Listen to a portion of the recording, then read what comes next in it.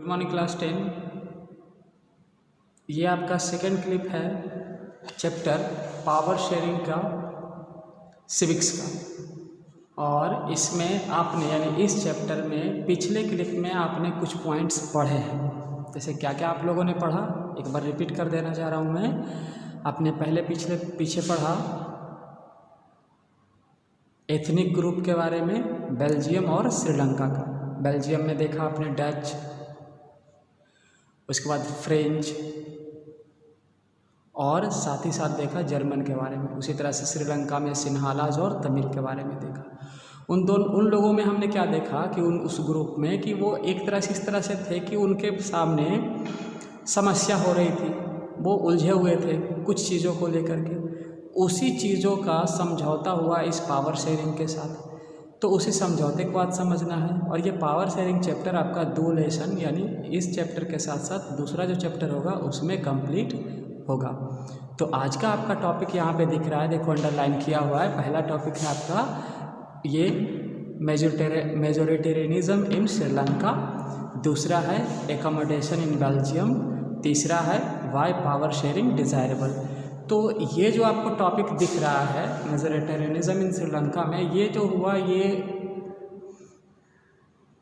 श्रीलंका के इंडिपेंडेंट होने के बाद हुआ।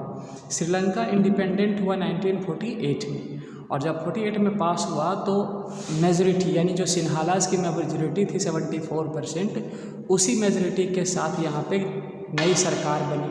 और सरकार बनी और उसने एक एक्ट पास किया 1956 में।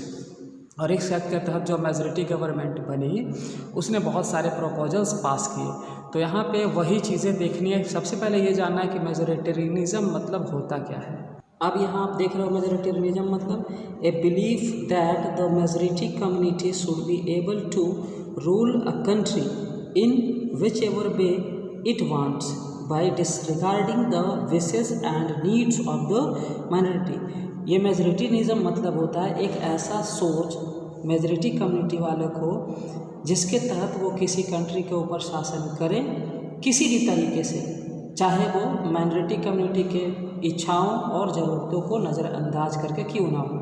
तो ये मेजॉरिटी गवर्नमेंट का ये रूल्स है। और ये मेजॉरिटी गवर्नमेंट शासन हुआ और सिन्हालाज वालों ने इसके तहत शासन करना शुरू कर दिया। तो जब उन्होंने शासन किया तो उसने क्या किया, 1956 के एक्ट के तहत बहुत सारे प्रपोजल्स पास किए, जिसके वजह से जो मेजॉरिटी था वो सिक्योर होना शुरू हो गई। यानी गवर्नमेंट जॉब, यूनिवर्सिटी या फिर रिलीजन या लैंग्वेज तक की बात क्यों ना हो, वो सब के सब सिन्हालाज को देखते हुए की जाने लगी। यानी पूरे कंट्री का लैंग्वेज बना दी गई सिन्हालीज को, और पूरे कंट्री का रिलीजन भी घोषित कर दिया गया बुद्धिज़्म को।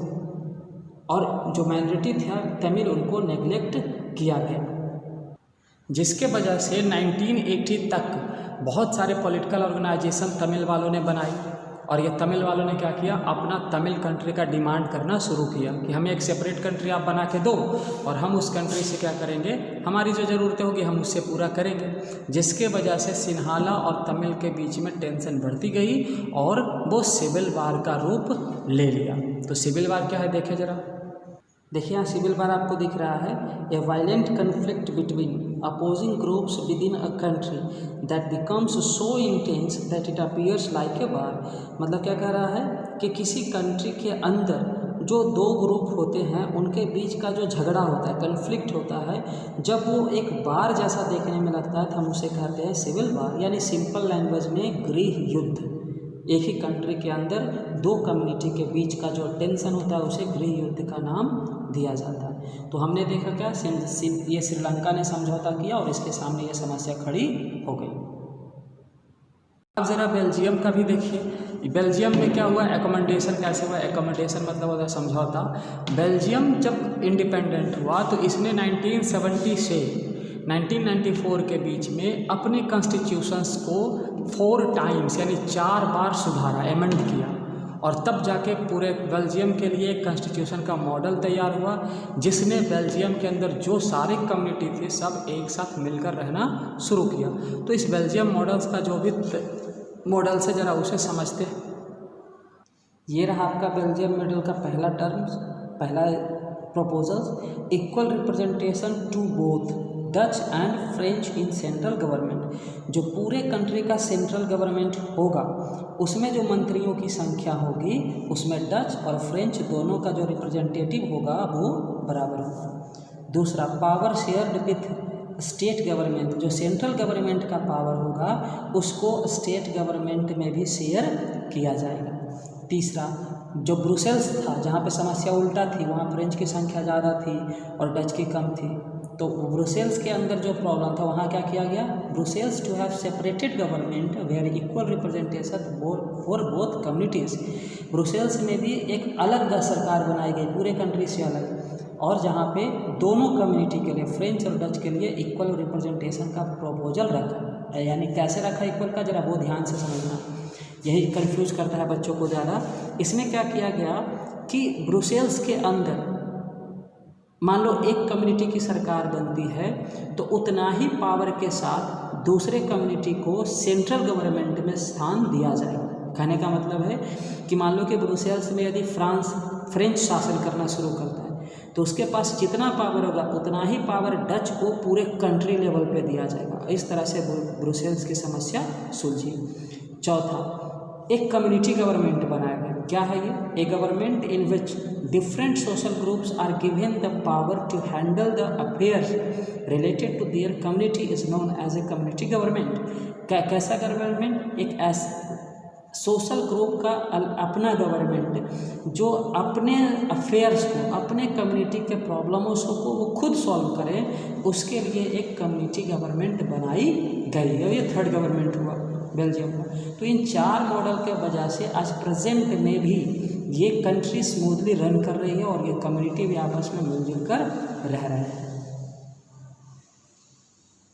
अब लास्ट टॉपिक इसका देखें, why power sharing desirable. Power को क्यों शेयर करना क्यों जरूरी है, क्यों डिज़ायरेबल है, तो इसका दो रीज़न यहाँ पे दिया हुआ है। एक प्रूडेंशियल रीज़न है और दूसरा मोरल रीज़न है। प्रूडेंशियल और मोरल मीन्स क्या होता है उसे भी समझ लेते हैं।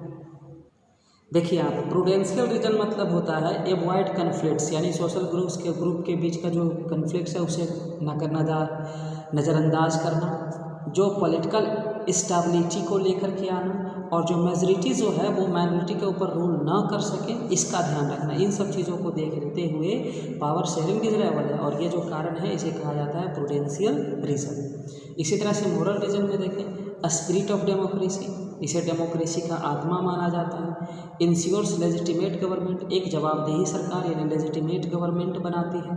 तो ये है मोरल रीज़न, और इन्हीं दो रीज़न के वजह से किसी भी डेमोक्रेटिक कंट्री में पावर को शेयर करना बहुत ज़रूरी है।